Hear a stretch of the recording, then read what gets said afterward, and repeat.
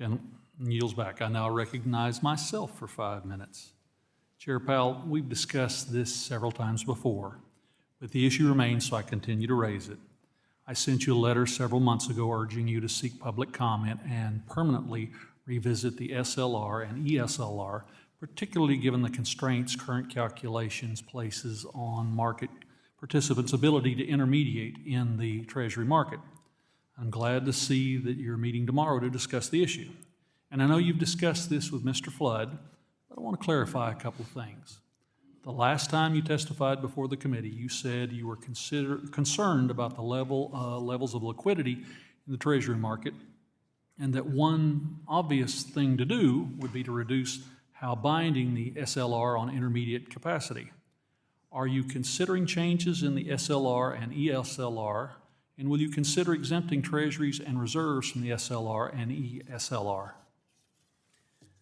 So I do think we've effectively raised the capital tax on all kinds of intermediation activities, and that certainly includes Treasury market activities. So I've long favored leverage ratio reform, and so we're putting out a document for comment, which will seek comments on one particular proposal and alternatives to that proposal, as I mentioned earlier.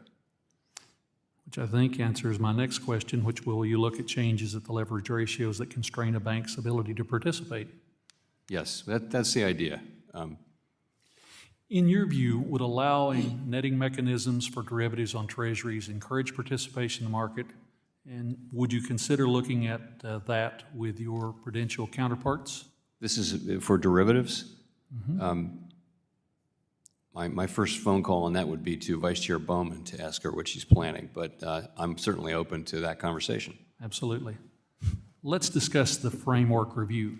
You've said that the review of the consensus statement is complete, but potential changes to communication strategies and tools may continue into the fall. When can we expect the framework review to be complete, and will you provide opportunities to receive feedback from members, industry, and the public on any changes the board is considering? So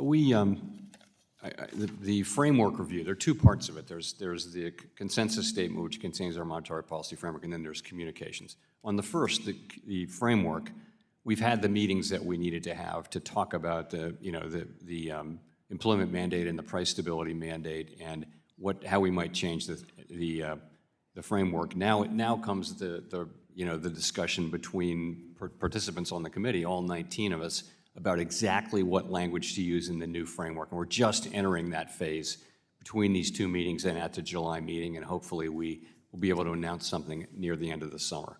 And I expect that will be, and by the way, we've talked about, we've laid this out a little bit in the minutes as we go. One last question. The NPR notes that the FOMC's policy deviates from the first difference policy rule. Will you provide a justification for why the FOMC decided against that path? Against the first difference rule? Mm-hmm. Well, as you probably know, there are 5 rules that we talk about there, and the first difference rule is the one that calls for a price hike. The other 4 say that we're in the right place. So the Taylor rules generally are very supportive for where we are. It so happens right now. First difference rule is a very interesting concept, which we can talk about online, which has a lot of appeal, but it can be a little bit volatile too. And right now it's calling for a rate hike. The other 4 are calling for us to hold our policy where it is. The irony. Thank you, Mr. Chairman. I yield back the balance of my time, and I turn